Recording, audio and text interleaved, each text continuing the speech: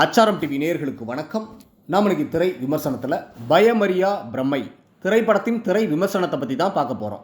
இந்த படத்தை ராகுல் கபாலி 69mm ஃபிலிம் நிறுவனம் சார்பில் தயாரித்து இயக்கியிருக்காரு. அறிமுக நாயகன் ஜேடி, குரு சோமசுந்தரம், ஜான் விஜய், ஹரிஸ் உத்தமன், வினோத் சாகர், ஜான் ராபின்சன், விஸ்வநாத், சாய் பிரியங்கா ரூத், திவ்யா கணேஷ், ஹரிஸ் உள்ளிட்ட பல நட்சத்திரங்கள் நடிச்சிருக்கிறாங்க. இந்த படத்தோட கதை என்னன்னு பார்த்தீங்கன்னா, ஒரு கொலை குற்றவாளி கதாபாத்திரம் கொலையை கலையாக பார்க்கின்றார். அவரிடம் எழுத்தாளர் சென்று அவரின் கதையை கேட்கின்றார். அவர் நடந்த கொலைகளை விரிவாக சொல்கின்றார். அவைகளை சுவாரஸ்யமாக சொல்வதே இந்த படத்தின் மீத கதை.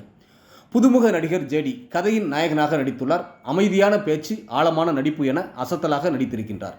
மாறன் கதாபாத்திரத்தில் ஒருவர் ஜெகதீஷை எப்படி ஆட்டி படைக்கிறார். அதில் ஜான் விஜய் ஒரு கதாபாத்திரமாக வருகின்றார். குரு சோமசுந்தரம் போலீஸை அடித்து நொறுக்கும் காட்சி விசில் சத்தம் கேட்கின்றது. ஹரிஸ் உத்தமன் ஜட்டியோடு தன் மனைவியிடம் வந்து, நான் உத்தமன் எந்த தவறும் செய்யவில்லை என்று வாதாடும் போது அவரது மனைவி திவ்யா பாரதி அவரை விட்டு பிரிகின்றார். அந்த காட்சியும் ரசிக்க வைக்கின்றது. இப்படத்தின் முக்கியமான இன்னொரு கதாபாத்திரம் வினோத் சாகர். கபிலன் என்ற எழுத்தாளராக வந்து ஜெகதீசன் கொலைகள் செய்வது நியாயமா என்று கேட்கின்றார். இவர் ஒன்று சொல்ல அவர் ஒன்று சொல்ல எதிர்மறையாக போய்கொண்டிருப்பது படத்திற்கு பலமாக அமைந்திருக்கின்றது.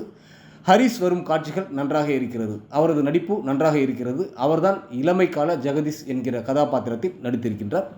பிரவீன், நந்தா இருவரின் ஒளிப்பதிவு படத்திற்கு பெரிய பலம். கேவின் இசை படத்தை ரசிக்க வைக்கின்றது. தமிழ் சினிமாவில் வழக்கமான மசாலா படங்கள் போல் இல்லாமல் ஹாலிவுட் படங்களைப் போல் எடுத்துக்கொண்ட கதையை நேர்த்தியாக சொல்லி, ஒவ்வொரு கதாபாத்திரமும் ஒவ்வொரு விதமாக அணுகி அவர்கள் செய்த செயலை பாத்திர படைப்பாக சொல்லி ஒரு வித்தியாசமான அடுத்த கட்டத்துக்கு தமிழ் சினிமாவை எடுத்து போகும் புதுமையான சினிமா படமாக தமிழ் சினிமாவை உயர்த்த வேண்டும் என்ற நோக்கத்தில் இது போன்ற படைப்பை கொடுத்திருக்கும் இயக்குனர் ராகுல் கபாலிக்கு பாராட்டுக்கள்.